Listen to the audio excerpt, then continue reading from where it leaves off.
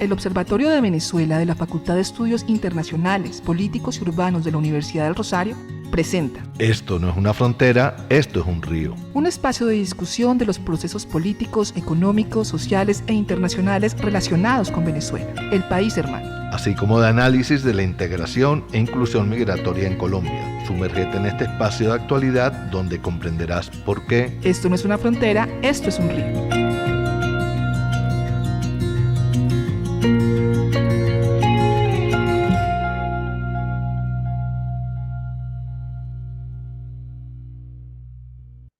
Bienvenidos a Esto no es una frontera, esto es un río, programa del Observatorio de Venezuela de la Facultad de Estudios Internacionales, Políticos y Urbanos de la Universidad del Rosario.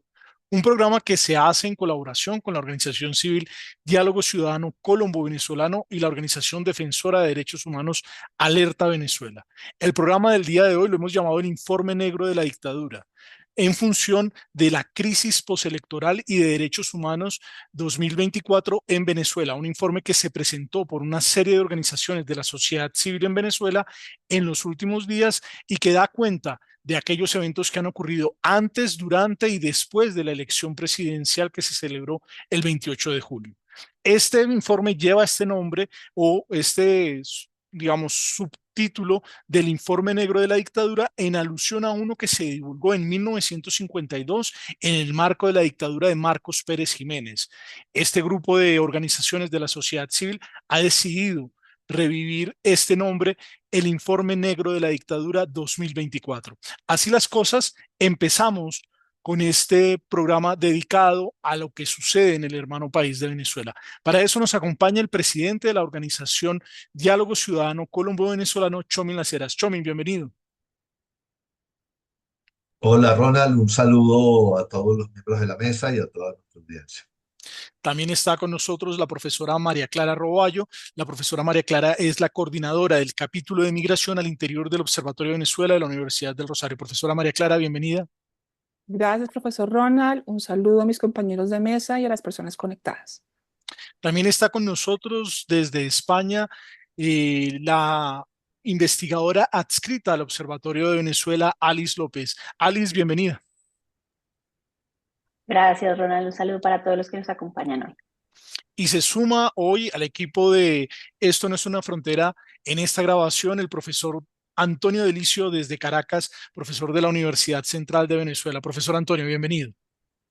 Buenas tardes, mesa. Un placer estar con ustedes. De acuerdo. Profesora María Clara, empezaría con usted.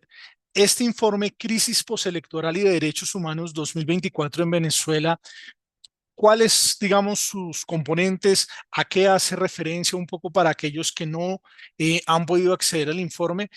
¿Cuál es la dinámica de este informe que nos presentan estas organizaciones de la sociedad civil venezolana? Bueno, este informe es muy completo, una investigación muy completa que recoge varias fuentes de organizaciones de derechos humanos que han hecho seguimiento la violación sistemática de derechos humanos en Venezuela y han reportado sobre este tema. Encontramos en este informe, que es un documento de un poco más de 100 páginas, encontramos una parte importante de antecedentes para mostrar justamente que el tema de la represión no fue una respuesta del gobierno venezolano después de las elecciones del 28 de julio, sino que ya hay eh, unos antecedentes importantes de aumento de la represión.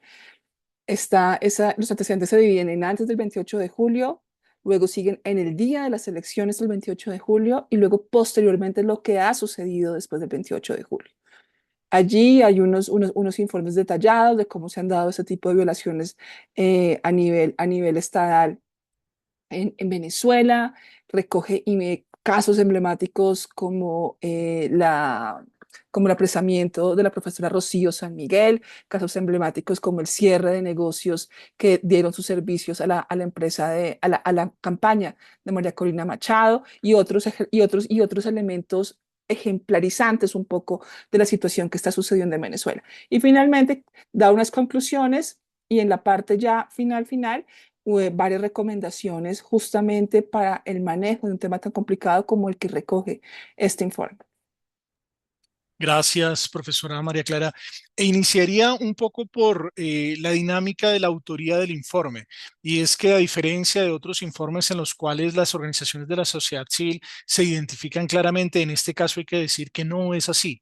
Las organizaciones que participan en la construcción de este informe, precisamente por la dinámica de represión que viven en Venezuela, han preferido no poner sus nombres dentro de la dinámica del informe. No obstante, sabemos que es un informe que está construido por actores que tienen una importante trascendencia en la vida social venezolana.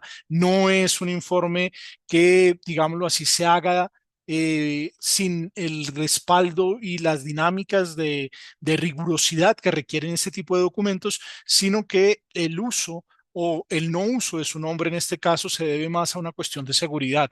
Y quisiera pasar con con el presidente de Diálogo Ciudadano un poco precisamente para que abordáramos esta dinámica. Recordemos que en Venezuela se acaba de aprobar una ley en contra del trabajo que hacen las organizaciones de la sociedad civil tratando de controlarlas más, y pues es uno de los antecedentes más importantes de por qué este informe tiene que salir casi que de forma anónima para evitar las dinámicas de persecución. Profesor Chomin Las Heras. Sí, Ronald, efectivamente, este aspecto que tú estás señalando es muy sintomático de la situación que está viviendo Venezuela. Las organizaciones que hacen seguimiento a diversos temas relacionados con los derechos humanos, en esta oportunidad, digamos, se han unido para hacer este informe que, como tú bien lo dices, es como semianónimo, adopta un nombre genérico, pero no aparecen las alrededor de 25 organizaciones que han colaborado en hacerlo, ¿no? Y refleja la situación de represión tan grande que hay en Venezuela y el temor que pueden tener estas organizaciones a que en el marco de todo lo que está sucediendo en el país pudiera haber retaliaciones, como ya les está viendo contra muchos sectores de la sociedad. De todos modos, a mí me parece que este informe además tiene una virtud muy grande y es que estamos viendo ahorita, después de las elecciones del 28 de julio, que la discusión, digamos, a nivel internacional especialmente, se está centrando mucho, en la opinión pública me refiero, se está centrando mucho en el tema de las elecciones en sí, en el tema del fraude, ¿no? En el tema de las actas. Pero yo siento que se está dejando muy de lado el tema de la violación masiva y generalizada de los derechos humanos, ¿no? Que me parece que es un tema crucial en este momento porque la represión que se está dando en Venezuela ahorita es, creo yo, comparable con las peores represiones que se han dado no solo eventualmente en la historia venezolana, sino incluso en la historia de América Latina, ¿no? Una represión que está alcanzando pues niveles muy, muy grandes a todos los sectores a todos los sectores de la sociedad sin distinción. Entonces, me parece que una de las virtudes efectivamente de este informe es que centra otra vez la discusión en el tema de los derechos humanos y lo relaciona muy bien con los acontecimientos electorales que han tenido lugar en Venezuela recientemente. En efecto, Chomin. Esto es importante porque la mayoría, como lo dices, está centrado en el debate sobre el reconocimiento de la victoria de Edmundo González Urrutia, pero la situación de violación de derechos humanos en Venezuela es crítica. Estamos tal vez en una de las peores arremetidas, la peor del régimen de la Revolución Bolivariana, y este informe inicia con un caso emblemático que es el de la profesora Rocío San Miguel. Desde el Observatorio de Venezuela de la Universidad del Rosario, desde la organización Diálogo Ciudadano Colombo-Venezolano y desde la organización Alerta Venezuela, no podemos dejar de señalar precisamente el caso de la profesora Rocío San Miguel. Ella particularmente hizo parte de varios de los ejercicios en la Universidad del Rosario, fue profesora de la Cátedra Venezuela en diferentes oportunidades, precisamente abordando su tema de especialidad, que eran las relaciones cívico-militares, el mundo militar, explicando y tratando de comprender cómo funciona el entramado de las Fuerzas Armadas o de la Fuerza Armada Nacional Bolivariana bajo la Revolución Bolivariana. Lamentablemente, pues este es uno de los casos que aparece evidenciados, es uno de los primeros que se vuelve emblemático, sobre todo por lo que significó. No solamente es la persecución a una defensora de derechos humanos, a una académica muy reconocida, no solamente en Venezuela, sino en la región, es una dinámica para tratar de amedrentar a profesores, académicos, defensores de derechos humanos, que hay que decirlo, son víctimas en este momento de la crisis que presenta el hermano país. En ese orden de ideas y teniendo en cuenta que este es un espacio precisamente en el cual desde la universidad, desde un espacio académico, abordamos lo que está sucediendo en Venezuela, quisiera ir con nuestra investigadora adscrita, Alice López, para que ella nos comente qué fue lo que le llamó la atención de este informe, cuál es su percepción desde Europa de cómo se ve la situación de derechos humanos en Venezuela y qué tanto se sabe precisamente en el contexto europeo de lo que está pasando más allá de las elecciones en temas puntuales de violación de derechos humanos como este informe no lo presenta. Alice. Sí, Ronald, mira, en el artículo, bueno, a mí me parece muy interesante todos los puntos de vista que planteaba las diferentes organizaciones y uno de los más graves para mí es la censura que existe respecto a los medios de comunicación, que esto nos limita completamente a saber qué está pasando y realmente la comunicación que llega a Europa es qué pasa en Caracas, pero es que Venezuela no es solamente Caracas, existe todo un alrededor que él hace énfasis, bueno, en el texto hace un énfasis diciendo qué pasaba en las afueras, qué era toda la represión que se estaba generando, todo el terrorismo de Estado y la violación de los derechos humanos que se estaba ignorando por completo y a pesar de que los medios de comunicación lo intentaban, mostrando todas las irregularidades, todo lo que había sucedido, pues no era visible para nosotros conseguir esa información. ¿Y a qué se recurrió? Pues a los medios más comunes, que son las redes sociales. Aquí se movió bastante, tenemos que tener en cuenta que acá hay una comunidad de venezolanos bastante grande, en el caso de España, y se me trataban de mover, hubo muchos vídeos que se iban filtrando para saber qué estaba sucediendo.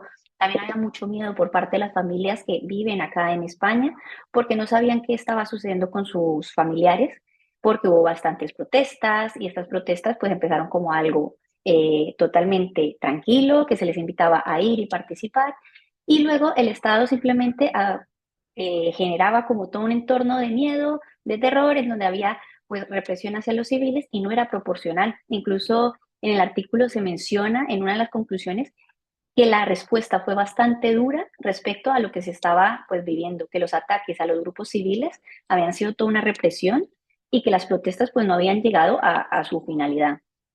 Es verdad que también en el artículo, pues a mí me pareció interesante todo lo que es el proceso electoral en su día. Por ejemplo, mencionaba varios puntos de las irregularidades en las máquinas, no dejaban entrar a las personas que estaban de testigo, el horario, muchos empezaron mucho más tarde. Bueno, una vez más resaltar que a nivel internacional la votación fue muy baja y no se le dejó participar de la manera que se había acordado en el Tratado de Barbados y que esto es algo que pues era una de las condiciones que se esperaba y que el oficialismo pues realmente ganó de una manera eh, ventajosa porque no dejó participar pues a la oposición como se esperaba y como se quería defender a los derechos tanto políticos, humanos y bueno, el derecho al voto que era fundamental y toda la represión que hubo en ello. Gracias, Alice. Y precisamente tú hablabas de lo que ha significado en materia de libertad de expresión.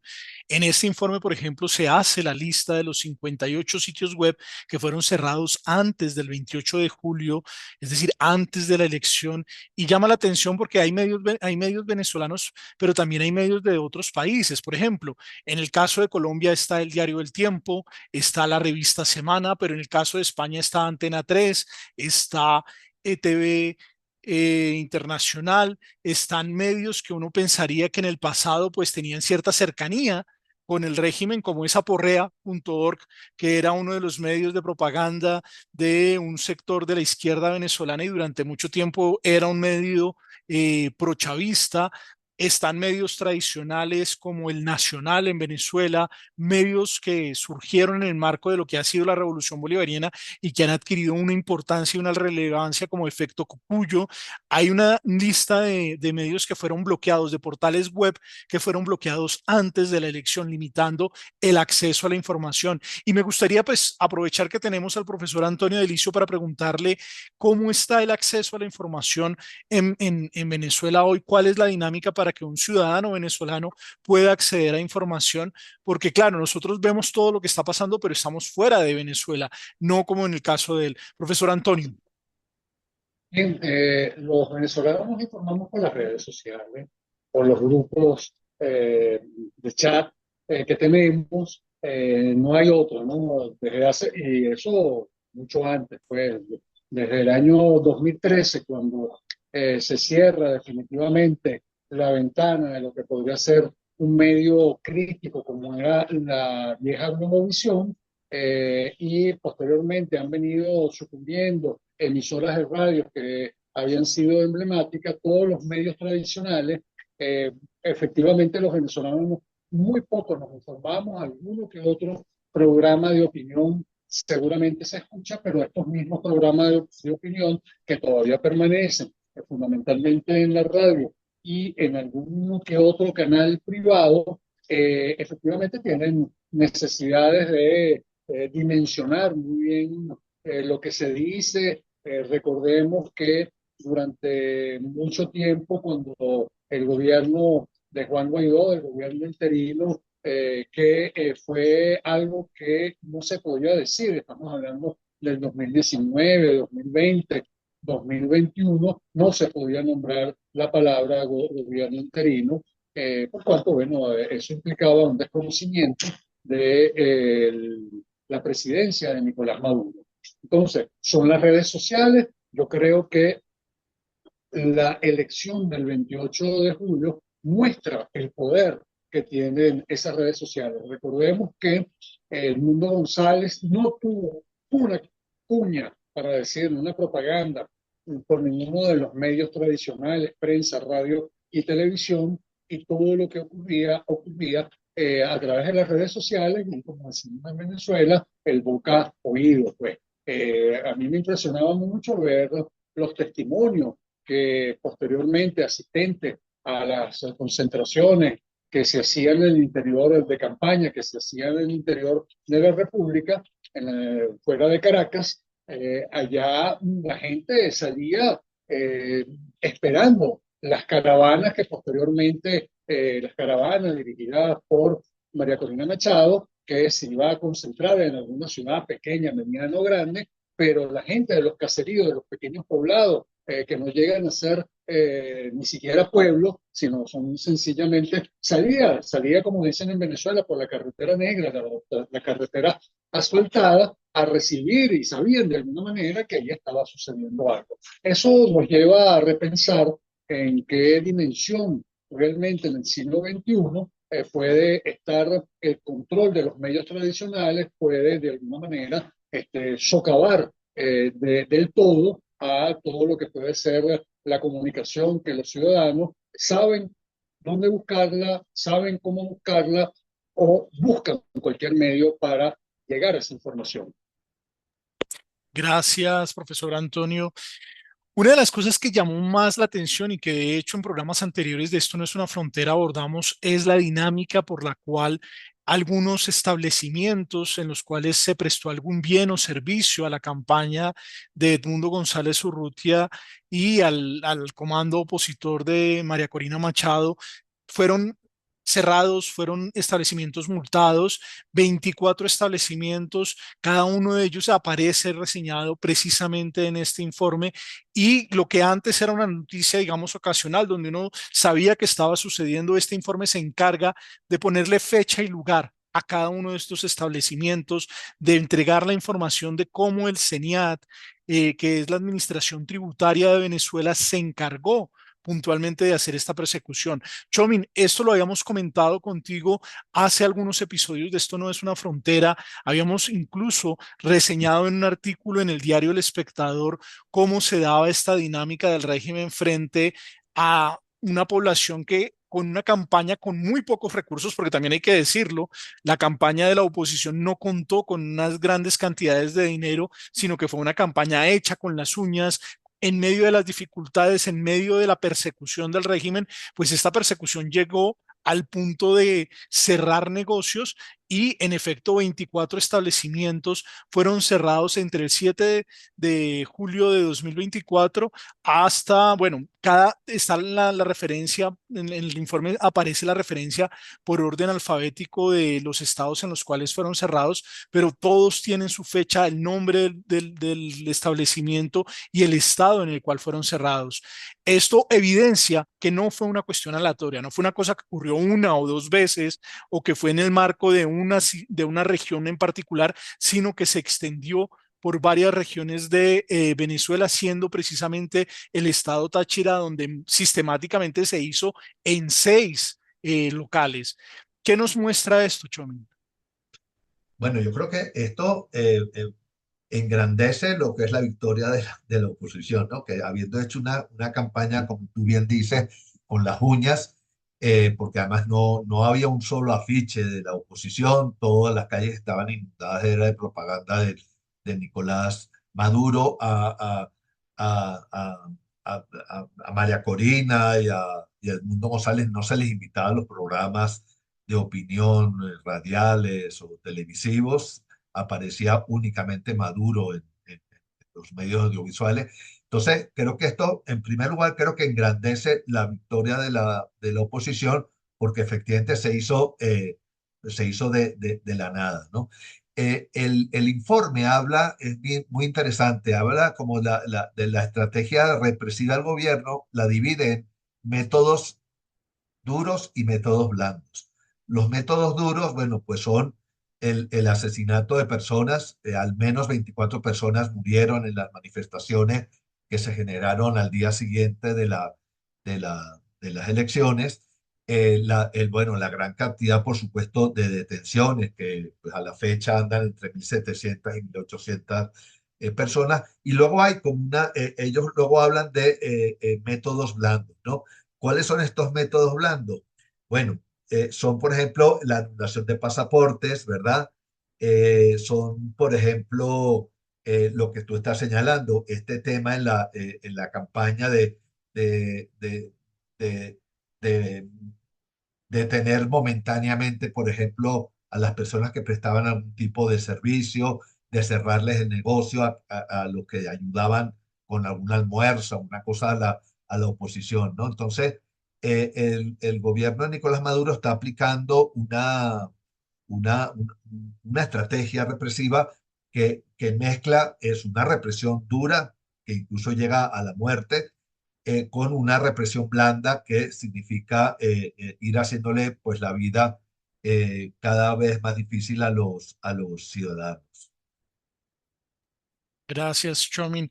Uno de los episodios que es narrado precisamente en este informe, recordemos que este es un informe, como nos lo decía la profesora María Clara al principio, que tiene casos emblemáticos que más allá de hacer solamente el conteo y de evidenciar precisamente y hacer el rastreo de los diferentes eventos acaecidos, toma algunos ejemplos, toma algunos casos y los hace más visibles con el objetivo de poder, digámoslo así, evidenciar de forma más detallada lo que está pasando, cuál es la dimensión de todo lo que está ocurriendo en materia de violación de derechos humanos en Venezuela, siendo uno de los temas la dinámica del derecho al asilo. Recordemos que rápidamente el gobierno de Nicolás Maduro expulsó a varias embajadas cuando no reconocieron los fraudulentos resultados anunciados por el Consejo Nacional Electoral y hasta el día de hoy no ha mostrado evidencia de esos resultados. El Consejo Nacional Electoral sigue con 2 boletines, uno que entregó en la madrugada del lunes y otro que entregó en el día viernes de la primera semana, y esos resultados nunca han sido desagregados ni por estado, ni por municipio, y mucho menos por mesa. Se sigue sin demostrar que Nicolás Maduro ganó esa elección.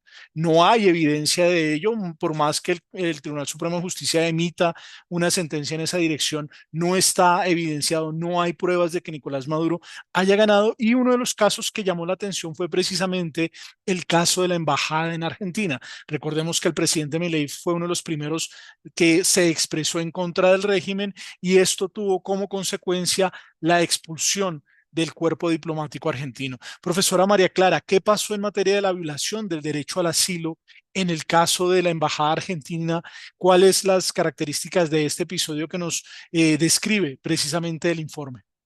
Bueno, pues entre todos los hechos graves que recoge este informe, efectivamente tiene que ver con la violación al derecho al asilo al interior del territorio venezolano. Y es que cuando, en la parte de antecedentes, cuando hablan de las situaciones complejas, violatorias de derechos humanos antes del 28 de julio, está este caso. El 20 de marzo de este año, de 2024, el fiscal general Tarek William anunció que se habían dado órdenes de captura a 9 personas muy cercanas a 20 Venezuela y, y a la campaña de María Corina Machado. Luego, efectivamente, de allí se dio una situación en donde 6 de ellos buscaron asilo en la Embajada de Argentina, que para ese momento pues estaba en funcionamiento. Y pues efectivamente, este informe recoge quiénes son, cuáles eran los cargos o el nivel de cercanía que tenían con María Corina. Entonces está, por ejemplo, el caso de Magali Meda, que fue la jefa de campaña de María Corina. Pedro Arrunchurtu, que es el coordinador de Relaciones Internacionales de 20 Venezuela. Humberto Villalobos es el coordinador electoral de María Corina Machado. Claudia Macero, que es la coordinadora de comunicaciones de María Corina Machado. Omar González, un periodista también jefe de campaña de María Corina. Y Fernando Martínez Motoya, que es asesor de María Corina. Entonces, allí pues efectivamente, si bien la Embajada de Argentina acudió con rapidez a otorgarles el asilo, hay una serie de trámites que usualmente estos protocolos de asilo, en los que efectivamente pues hacen parte Venezuela como firmante de estos grandes acuerdos de protección de derechos humanos y de asilo, deberían estar sujetos a entregarles un salvoconducto para que salgan del país. Esto no ha sucedido, es decir, que estas 6 personas hoy se encuentran dentro de la Embajada de Argentina con el agravante efectivo que hoy hay una ruptura de relaciones diplomáticas entre estos dos países y pues esto hace que estén capturados un poco dentro del territorio venezolano y que no puedan buscar un asilo y vivir en condiciones un poco más seguras. Y ya para terminar, creo que también quisiera hacer un poquito de énfasis en lo que hablaba Alex, que me parece muy importante un término y es terrorismo de Estado. Y es la calificación que este informe le da a todas estas estrategias que violatorias de derechos humanos y justamente pues esa persecución política pues está entendida como un delito dentro de varios estándares y varias normativas internacionales. Entonces, por eso es que efectivamente este informe y otras organizaciones han hablado de lo que está sucediendo en Venezuela, es terrorismo de Estado y lo que sucede con la violación al derecho de asilo es solo una de las aristas en donde puede observarse lo que sucede hoy en Venezuela.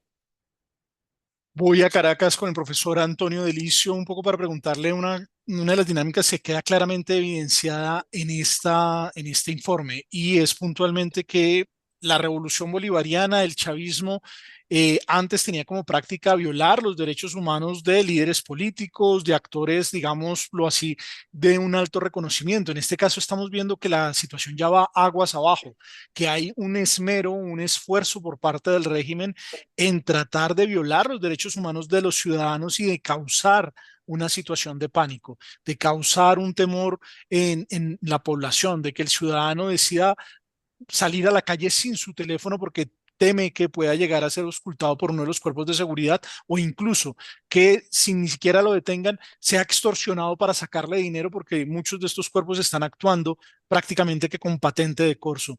Profesor Antonio, los venezolanos están sintiendo cómo se siente un ciudadano venezolano ante estas situaciones que el informe nos presenta, pero desde su perspectiva, cómo lo sienten? Entrando una llamada. Bien, no, efectivamente han habido cambios. El teléfono se deja en casa, el teléfono se utiliza con mucha mayor discreción, pero sin embargo tengo que advertir que frente a lo que ha sucedido a un mes, un poco más de un mes, lo que ha sido ahora es una persecución mucho más selectiva. Recordemos que se han llevado dirigentes políticos importantes que hacían parte del núcleo central o hacen parte del núcleo central de lo que fue la dirigencia que acompañó a María Corina Machado. Está el caso de Biagio Pilleri, está el caso del dirigente de Juan Pablo Guanipa, que logró escapar. Y así, bueno, en este momento pareciera que están,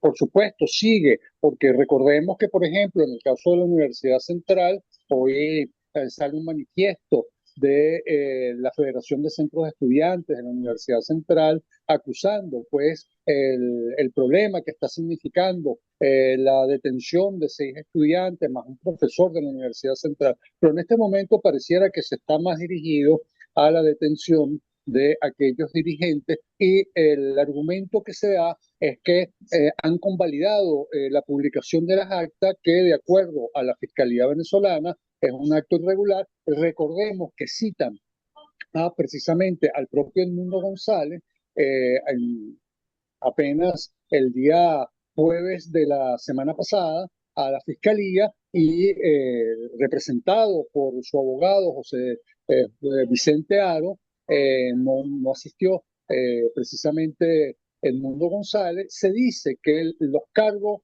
que se le imputaban para aquel entonces, en este momento hay nuevos cargos, pero que se le imputaba en aquel momento era precisamente por estar detrás de la publicación de las actas, cosa que posteriormente María Corina ha dicho que es de su total responsabilidad. Importante decir, en el caso de José Vicente Aro, que también él ha dicho que ha sido de alguna manera amedrentado, amenazado por la propia fiscalía por las declaraciones que hizo públicas de este encuentro. Entonces pareciera ser que ahora la detención, toda la fuerza del poder del Estado va a estar dirigido a los grandes personajes de la política venezolana, y cuando hablamos de grandes personajes hay que siempre referir, por supuesto, a María Corina Machado, pero Edmundo González en su condición de candidato que para muchos países resultó electo de acuerdo a las actas que se publicaron.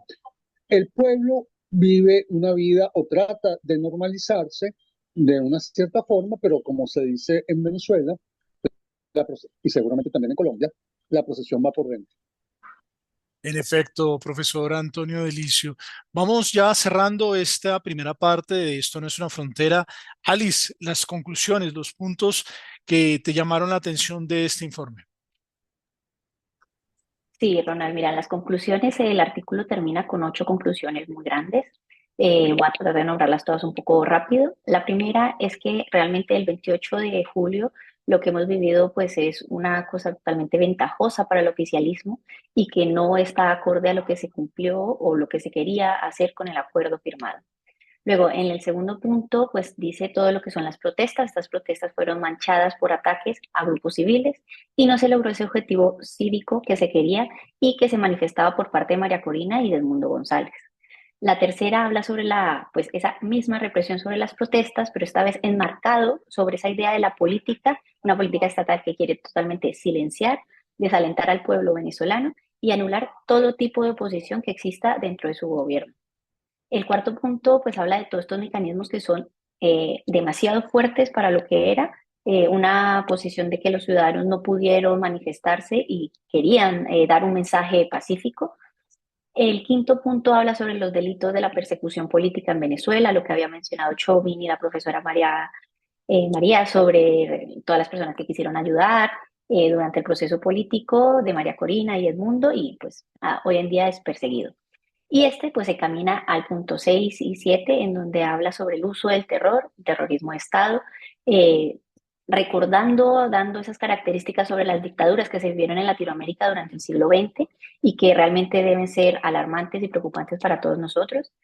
Y todo lo que son las autoridades que para el cuerpo de seguridad de Venezuela tenía que defender a los ciudadanos y lo único que han hecho es pues generar todo un entorno de miedo y miedo que es justificado legalmente porque la Constitución a día de hoy han sido cambiados más de 21,9% de los artículos, que lo menciona ahí mismo en el documento.